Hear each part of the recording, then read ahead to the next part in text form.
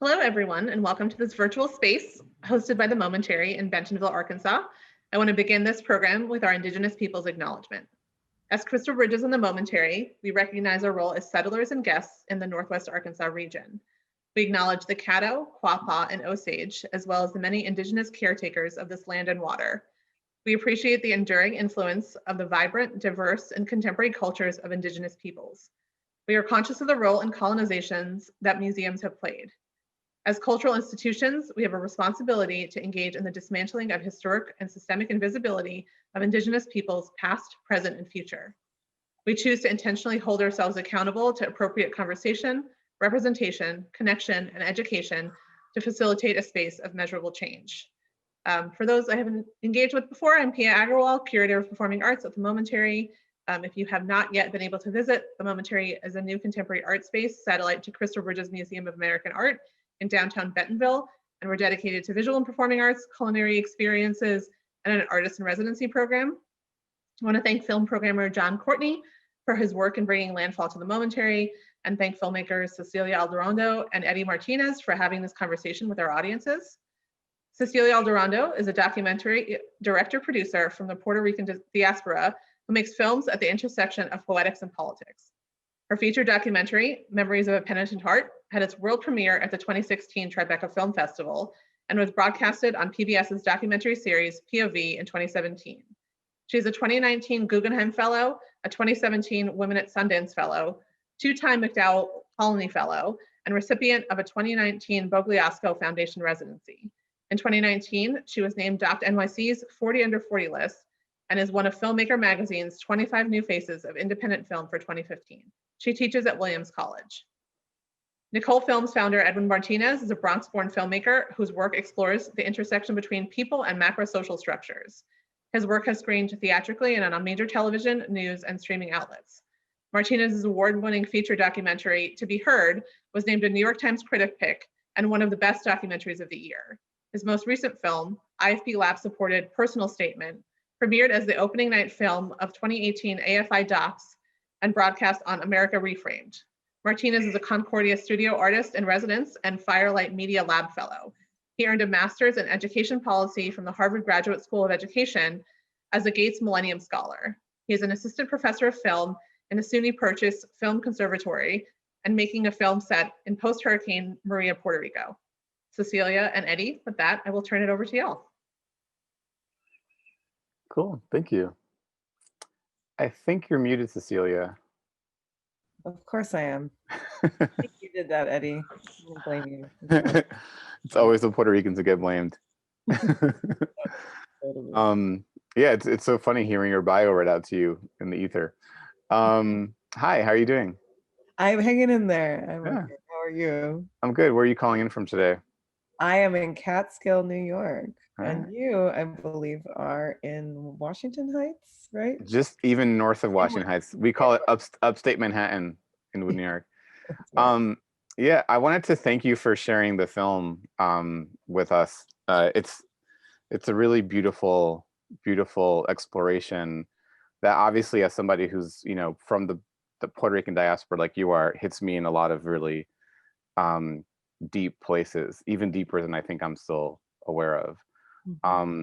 I think the first thing I was really curious about, as somebody who's also was personally impacted by Maria, and making art, making a film within that reaction myself, is what specifically kind of drew you to the way you wanted to look at and engage with the island and what was happening there, what personal kind of motivations started arriving for you, and then how the form of that exploration kind of cohered. Yeah, sure. Well, I mean, I feel like this conversation might be a lot of like, me too, because I do think that, and we can talk more about, I think, the specificity of the diasporic Puerto Rican experience.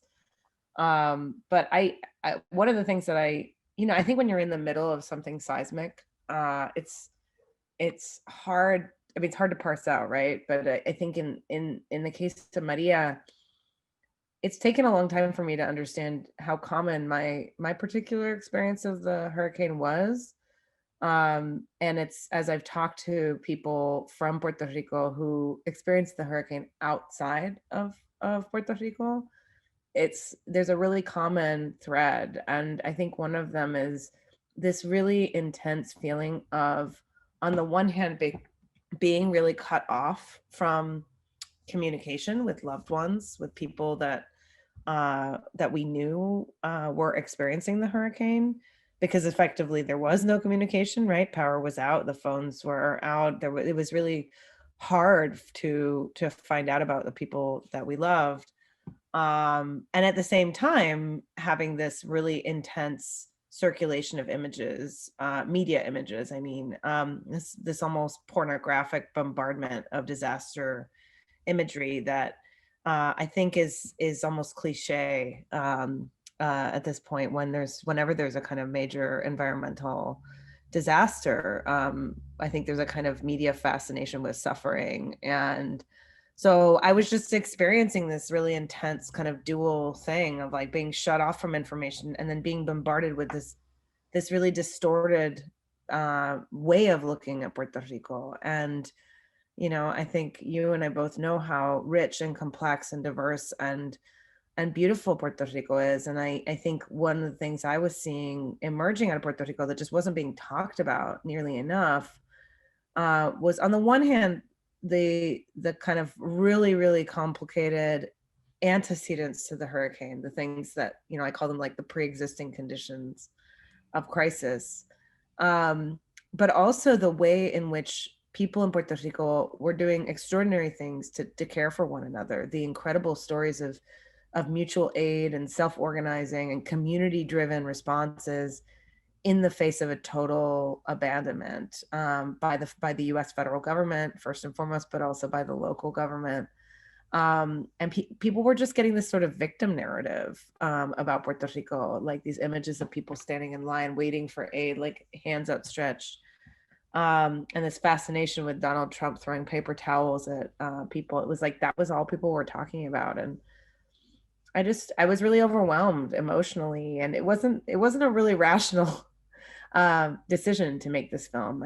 I didn't plan to make it. I'm sure you know what I'm talking about, this sort of sense of being compelled. But the other thing I would say is I think this is and you've written beautifully about the sort of ethical dimension of documentary filmmaking and the way in which documentary as a form is really rooted in colonial ways of looking, ways of behaving, kind of, people talk about like extractive practices of filmmaking, where people from outside a community will go in and effectively take people's stories and then recirculate them. So, I can talk more about that as how it permeated the method with which I made the film.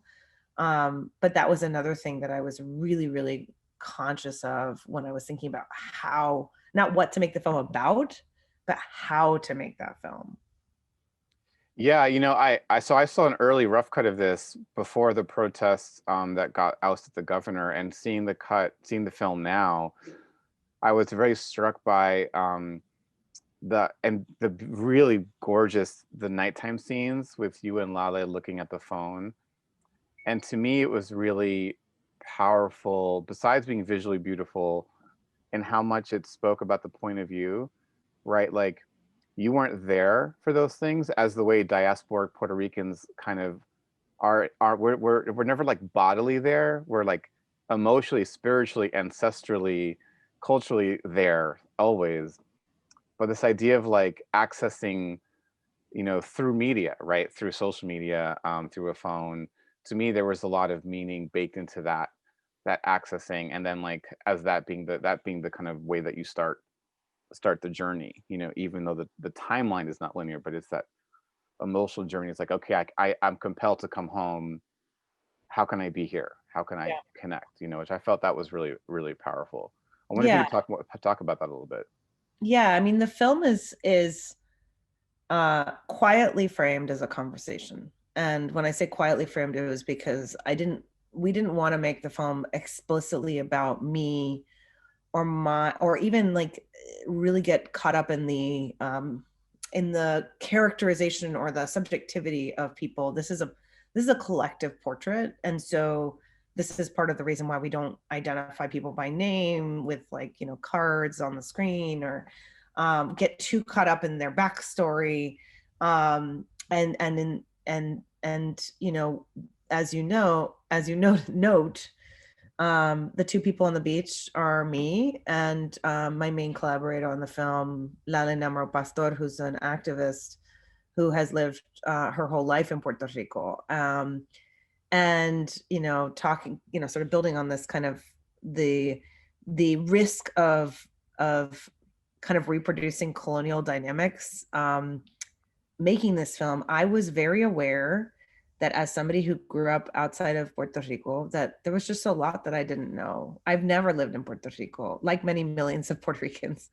I've never lived there, and my family's from there. My parents left right before I was born, but that resulted in incredible gaps in my understanding, not just of history, of Puerto Rican history and culture, but also in just everyday life. And this is a film about everyday life in crisis, and I'm not living that crisis in the everyday.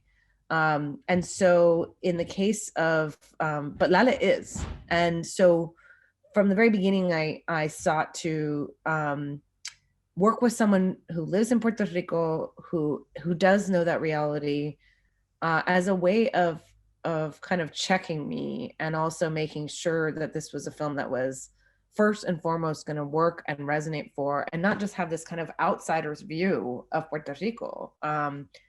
We who live outside can sometimes end up being tourists ourselves, and being people who kind of have our fantasies about Puerto Rico. And that was a big part of what I wanted to subvert, was this like fantasy image of Puerto Rico, which is often one of the only ways Puerto Rico is looked at. So Lale was extremely central to the making of this film, and our conversations throughout making this film were really central. And so that conversation on the beach is, it's, you know, and they're like these little kind of, you know, clues. I mean, there's a moment in the voiceover very early on which says that if it weren't for Maria, you and I wouldn't be sitting on this beach. We met because of the hurricane, and that is actually a very common thing. I think the hurricane actually brought people together across these life experiences, I think, in really powerful ways. Anyway, I think it was important to kind of posit that part of the project of Puerto Rican liberation right now is one of working across these divides between people living in Puerto Rico, people living outside. You know, that relationship between the diaspora and the archipelago is just really key. And so anyway, we wanted to make sure that was really central. And then just one other thing I wanted to add about the phone. I think a lot about cultural memory, and I was thinking a lot about, I was saying, the media images that circulated.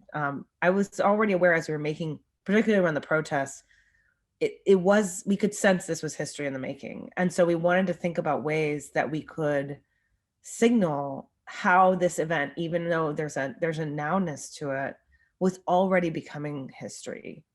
And so by looking at the phone, it was also partly saying, like, yeah, this is what happens, right? When you're not there, you're like, I missed it, so show me what I missed. But it's also about thinking about, you know, this kind of visual archive that exists on all of our phones, that is social media, that all these things that, you know, this is an event that was both really seismic and sort of pivotal for Puerto Rico, but also is something that's already kind of in the wake. So anyway, that was part of how we were thinking about why situate the film within that sort of phone archive as a way to start. Yeah, no, I really appreciate you not clarifying, but like expanding on that, because, you know, something when you first started talking about the way the media portrayals were happening in PR, or about PR after the hurricane, and how there's this like double-handedness when there's a cultural shift, like in our art making field. Like, you know, we live in the US, you know, a lot of people who see the films that we make don't understand Puerto Rico. And so there's like this duality of having to wanting to make a film that is sort of in a way a native tongue for the island, but also isn't sort of triggering like re-traumatizing portrayals, you know, for the outsiders that then kind of like circle back. It's like that feedback loop, because Puerto Rico is very much part of the US, you know, in its unique way. And that just that difficulty of you know, being bilingual, right? Being cinematically bilingual, being bilingual in how you're thinking of an audience, you know, Yeah. having to speak bilingually to bilingual audiences, you know, bicultural audiences, and just that tightrope, you know. So to me, the phone felt like a really elegant way to walk that line, you know, by anchoring in the liminal space of like being an outsider insider, being a diasporic, Yeah. you know. Yeah, and I think the way I approach these questions about like who is a film for in my filmmaking is I always say it's both and rather than either or. I think that conventional documentary, when I say kind of in this most mainstream sense, that sort of conventional wisdom is to try and reach what's often called a general audience. And I think general often is code for like privilege. Like it's sort of, you know, the vast majority of people kind of consuming documentaries these days in terms of where the money is, in terms of tickets sold and that kind of thing, tends to be a more privileged audience, tends to be a wider audience, less diverse audience. And so in the case of a film like Landfall, I was always doing this kind of psychic double duty, because on the one hand, this is a film that first and foremost, I was so aware of, like, the stakes are so high in Puerto Rico, and I felt this incredible responsibility to not get it wrong, to make a film that first and foremost, for people living in Puerto Rico, people would say, this is a film that sees us. And this is a film that isn't distorting our story, because so often documentaries that are taking on like big topics will do that, right? They will water something down because they're catering to somebody who's not there. They are simplifying things. They're making it kind of, you know, easier to digest in case you don't know. And at the same time, for me, like, because Puerto Rico is often relegated to the background, right? It's so rarely talked about on the global stage. And this was like a rare opportunity for Puerto Rico to be heard. I am aiming to reach an audience that maybe has never been to Puerto Rico, who knows very little about it.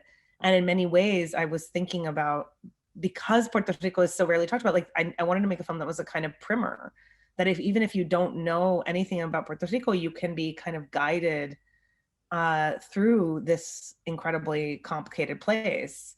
But it was how to do that on our terms, right? On Puerto Rican terms, and particularly in ways that were not even being surfaced by me. They're being surfaced by the people I'm filming with. They're being surfaced by Lale, by people who, again, are living there in a way I don't. So there are these kind of little treats in the film for people who are Puerto Rican. Like, I mean, I'll just give one example. The song that people sing in the streets at the end of the film is a song, Mi Viejo San Juan, which I feel like is just imprinted on, like, when at birth, and, you know, Boricua DNA, like everybody knows the song. I mean, I grew up with my dad singing it, and it's about a man who leaves Puerto Rico and dies before he can return. And it's this incredibly painful song that's about, it's called Mi Viejo San Juan, which is in Old San Juan. And in that scene, people are singing Mi Viejo San Juan in Viejo San Juan. They're in that part of the city. And it's a song about diaspora, which is so interesting that in Puerto Rico, people are singing this at the height of these protests. There's a lot of complex cultural complexity to that moment. And when we came to show this moment of people singing in the streets, we decided not to translate those lyrics. And we did that on purpose, because for us, it's like, if you don't know that song, the scene still works. It's still clearly a moment of kind of collective coming together. It's beautiful. It's a pinnacle of something, but it's sort of, we wanted to save something for people. So that's just an example of how we tried to navigate these kind of this layered experience, rather than making sacrifices in one or the other direction. So I know the pandemic has obviously changed a lot for everybody. But your film came out this year, and you're talking about I'm wondering about what you have been able to experience with sharing it with Puerto Rican audiences. Have there been screenings there, whether virtually or whatever, and just what that reaction has been for you? Yeah, so obviously the pandemic upended everything. We were supposed to premiere the film right as the pandemic hit. And so one of the things, we all have I think, our anguishes about this year and this moment. But I think for me, one of them is just I've never seen the film in a cinema with an audience. And I really believe in the power of people coming together, like physically, to experience film. And so that's not yet happened. But we have shared the film virtually, mostly at film festivals and actually screenings like this one, but and several of them have reached Puerto Rico.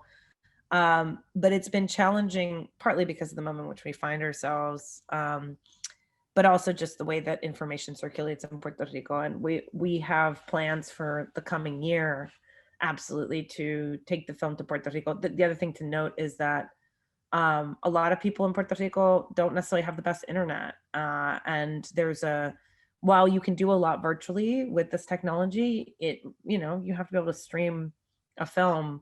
And there are people in the film who still haven't seen it because I haven't yet been able to get them the film because of internet issues. And so we're working on plans to bring the film safely to Puerto Rico in person next year, because it's so important. That being said, one of the things overwhelmingly that I've seen happen when Puerto Ricans see it is there is a very, very different visceral emotional reaction. And I think, Maria was a traumatic event on a very collective scale. And I think there's like shades of trauma. I think if you weren't there in person, it's a different thing. Like I have my grief. My grandmother died after the hurricane a few months afterwards. There was a lot that I processed while making this film. I'm sure you can talk about this too, Eddie. I mean, Maria really affected us outside, but people there, I mean, we're talking about very serious PTSD. And so I've found that the film, a lot of people still haven't processed Maria, and it's really asking a lot of people to live it. So I've had a lot of people tell me that they feel overwhelmed, or they maybe couldn't get through it the first time. But I think that at the same time, the general overwhelming response that I get is, wow, that was really hard for me. But I also think we really tried to make a film that would hold space for that emotional experience. The film itself is a kind of positing that we should revisit what happened. That's a political imperative. That part that we cannot just move forward without looking back. And so we really tried to make a space within the film that, even though it's painful, it's beautiful, it's contemplative. We try to make sure people feel like they're seen and they're held, and it's not just trafficking in trauma. And that goes back to the ethical things. I think a lot of documentaries about disaster are really sensationalistic and even cruel. And so that is also part of the way we're thinking about foregrounding people in Puerto Rico. Mm. I don't know. I'm curious about your emotional experience as a diasporic Puerto Rican. I mean, for me, like the hurricane has been, I mean, I think my like lazy way of saying it is like the Hurricane Maria is our 9/11. In that it's an era defining event that like is going to inform, or is informing a generation of what it means to be, in this case, Puerto Rican. Like watching your film, it really felt, what came up for me, both in the film and also what was brought up within me, was like this idea of the hurricane as a kind of haunting, that people are haunted by it, and the haunting in a way that it's still like when you're haunted, it's present. It's haunting is not a memory, right? It's an active presence of something that's bringing you somewhere, that's bringing something up in you. And I felt like that was evoked for me by hearing the both you and the people on the island speak about this event. And there's something that I've been curious about. Actually, wasn't going to go here right now, but I'm going to talk about it. Like this duality of crisis. How did I write it down? Like the clarifying power of destruction, and I think it's when Vieques like says like the hurricane swept it all away and realized to show us how fucked we were. um there's like this question of like, well, and I think in the US and the States, there's other versions of that going on this year, which is you know a lot of suffering that's giving us clarity about things. And I have this question of like, it's kind of like, is it worth it? Like there's a lot of suffering that happened. I don't know, not about if it's worth it, but what happens when people find new clarity out of such despair, and I'm just wondering like what your perspective has been on that since making the film, especially given the ending of your film, which is the cleanup, which to me was also really, really poignant, like the painting over of things. So I'm just wondering what you thought about that. I mean, I think this goes to a very personal place of like, what do people believe we should talk about or not talk about? I remember when I was making my first film, a family member, I always make films about like difficult past events that are not reconciled. And this family member said something like, I don't know why you're bothering bringing up the past. And that sort of relates to what I was saying earlier. It's like this idea that we just should move on, and that there's not really anything redemptive in looking. And I think in particular right now, it can be so tempting to just want to escape. But I think that disaster is inevitable.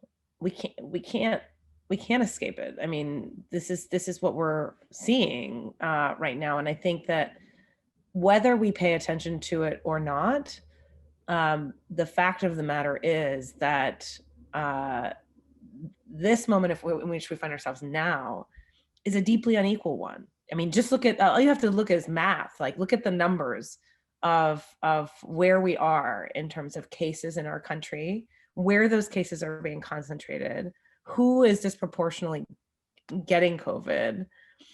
And, and Puerto Rico is included in that. Like the way in which Puerto Rico itself has handled the pandemic, I mean, people are far more vulnerable there. And part of the way it's circulating is because tourists are going to Puerto Rico and being careless and spreading it. And, and it's not just about, who's getting it, but also what do these moments tell us about what we value as a culture, right? And I think, when I first started making this film, I was really interested in, you talk about this idea of, as Naisha, who's the young woman in Vieques, she says it's like a broom or a mop that swept everything away. Disasters are opportunities for better and for worse, or sometimes for worse first, and then maybe for better. Whether we like it or not, whether we want to face it or not, disasters will come and they will sweep us away, or they will teach us something about who we are and who we want to be. And I think it goes beyond figuring out if you want to learn how to make sourdough bread, I have hobbies that, I'm going to, do more yoga. I think that this is truly existential, the moment in which we find ourselves now globally. And Puerto Rico, and I would say this is true of marginalized people the world over. Like if you want examples or models for how to get through crisis, it is those communities that have had to develop strategies of community care, of moving forward, of finding pleasure in the pain. This is part of what we tried to celebrate in the film. Like Puerto Rico is this incredible model of people in the face of such difficulty dancing their asses off, and not out of escape, as a political act. The protests that the film, is framed by were some of the most creative, artistic, beautiful, joyful, fun. I mean, they were also painful, but people were dancing in the streets as a form of protest. And so that's just something that I think is a really valuable global example. And I think this is it is hard, and I think it's hard to watch a film like this right now. It's hard to unpack it. And I, you know, one of the things I've been saying all along is, you know, I made a film about the aftermath of a disaster. As you're saying, it's, you know, the ghosting, the haunting. It's about what happens when the cameras leave, the media storm leaves, and the storm itself seems to have dissipated. What comes next? And I think in a certain way, we're not quite there yet with this current disaster that we're in.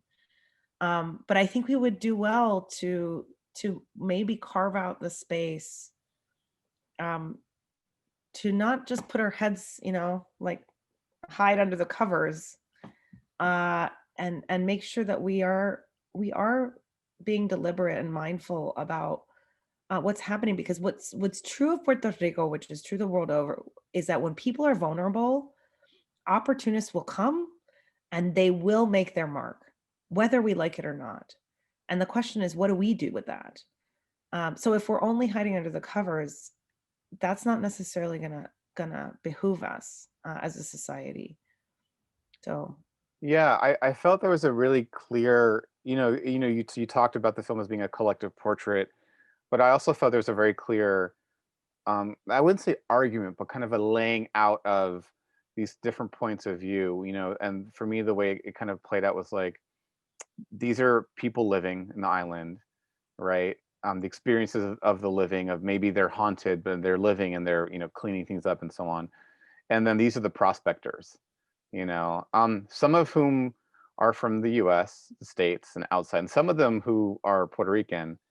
I had this image of like the Trojan horse, or leaving the back gate open for the enemy. And right as that question, as you introduce the blockchain fellows, who are my favorite, my favorite guys. There's this third point of view, which is for me the people doing things for each other. And at first embodied by this people who kind of took over the school, and then it continues on. So to me, there's like a very clear pointing at where an interjection can be, that there isn't just the prospected and the prospectors, there's like another path. Yeah. I also, one of the things that was challenging, this film started out as a short film, and eventually became a feature-length film, partly because there was too much kind of duality in the short film. We had the farming scene that's very early in the film, and also the real estate, the luxury real estate scene, which is also quite early in the film, and the finished film. And it was a little too black and white. It was like, rural versus urban, rich versus poor, black versus white. And so we really tried, I found very early that the film needed a kind of kaleidoscopic structure and a scope in order to add more nuance to this. Because it's not just, oh, there's outsiders and insiders and people coming in, swooping in, and they're all one way. And then you have, all Puerto Ricans are the same. It's much more complicated than that. One of the things, I was reading something recently that was talking about colonialism, and it was talking about the way in which, every colonial project relies upon kind of promoting an elite kind of ruling class within it, that whose interests lie with the colonizer, as a way of facilitating the colonial project. And this is very true in Puerto Rico. Like, there is an upper class that is in many ways, and I think one of the things that we've seen in the most recent iteration of like economic quote unquote recovery is a rise of a true, what I call concierge culture. Like, and I literally mean concierge. Like, if there are at this point, because of the high net worth tax laws, where they're trying to attract basically rich individuals to come and live in Puerto Rico as a way of avoiding taxes, there's a whole economy of like middle people, whether they're lawyers, whether they're real estate agents, They are actual constitution. If you want your life curated in Puerto Rico and you want to exist in a special bubble, that bubble exists. There are special schools for you. There's a totally different healthcare system. There are special housing, and there are people whose entire economic, career is built and dependent on this colonial structure. So I think the real estate scene is indicative of that kind of, this is a Puerto Rican family. It's a family run business. And the way that they are, getting by and doing quite well is by facilitating that process. So they're not just like the bad guys or the good guys or the insiders or the outsiders. They're facilitating this process. The other thing I wanted to mention is the figure of the Trojan horse. It's funny that you mentioned that, because the whole time I was making the film, I had a picture of a Trojan horse on my wall in my studio, because I was thinking a lot about the kind of double speak of these, and I call them like the Pirates of the Caribbean, or the neo-colonialists, the new wave of kind of Silicon Valley inflected pro technology, Burning Man bros that are coming in, the crypto colonialist wave. Part of how it works, and what they've relied upon, how their sort of distinctive color, is of painting themselves not as suit and tie business people, not as nefarious kind of billionaires, but as kind of yogis and sandals wearing every men who just they're global citizens, and they're pro eco this, they're eco-friendly, and literally their whole branding and their rhetoric, and I studied these people for a long time. Their public position is, we're here to help, we're not here to steal, and that kind of really patronizing stance at a time when Puerto Rico was exceedingly vulnerable, just on a day-to-day level, was really kind of attractive, particularly for young tech-friendly Puerto Ricans who have a sense that their future is already mortgaged. This was a recruitment tactic that I saw play out, and that's part of the reason why there's a scene at this like hackathon. So anyway, I think I can go on for ages about this, but it's a kind of doublespeak that I think I really wanted to highlight. Yeah, no, totally. I mean, the question, I was like, they dress like bohemians, they talk like liberators, but they're really something else, and that I think we're about out of time, but for me, like the film, that what you're talking about now made me think of this question of like whose land, whose country gets to be the board game for like your games, for the games of the rich, and there's a big question underneath a lot of the film is speaks sort to that, right? Like who gets to choose what this place is for, Absolutely. And this is, to me, that's the great question of like, how do we recover from a major disaster? Who gets to dictate the recovery? Is it like NGOs? Is it the Red Cross? Is it FEMA? Is it politicians? Is it business people? Or is it the people? Like, what we're trying to propose in the film is that the best and most just recovery needs to emerge from the communities that are most impacted. And those are the models of recovery that we have seen in Puerto Rico. That's why we spent time in the school and other and agricultural projects. There are some extraordinary projects of mutual aid and of community-centered recovery work that are models for just recovery. And so that's why I continue to sort of beat the drum that Puerto Rico is a place to learn from, because we would do well, those of us in the continental United States, to be thinking about who do we want at the driver's seat of recovery. Do we want our solutions to come from within communities, or do we want people who have never lived a day or never suffered a day to be dictating what those terms are. So yeah, it's, and I just want to end, I guess, by saying, you know, one of the major major questions we posed in the film or tried to get people to think about is, to whom will Puerto Rico ultimately belong? You know, and that's about sovereignty, that's about freedom, but that's also just about, you know, who we are as a people. You know, who inherits the earth? And I think that's a global question. It's not just a small island in the Caribbean question. Thanks, Cecilia. It was really beautiful to talk with you this morning. I really appreciate you letting us into your heart and your spirit and sharing the film with us. Thank you. Well, it's always great to talk to another Boricua about all of these things, because, you know, the personal and the political come together in important ways. So always. And hopefully the next time we can do it back on that beach. Yeah. On lawn chairs in the Caribbean. Let us all end with dreams of beaches. Thank you. Thank you.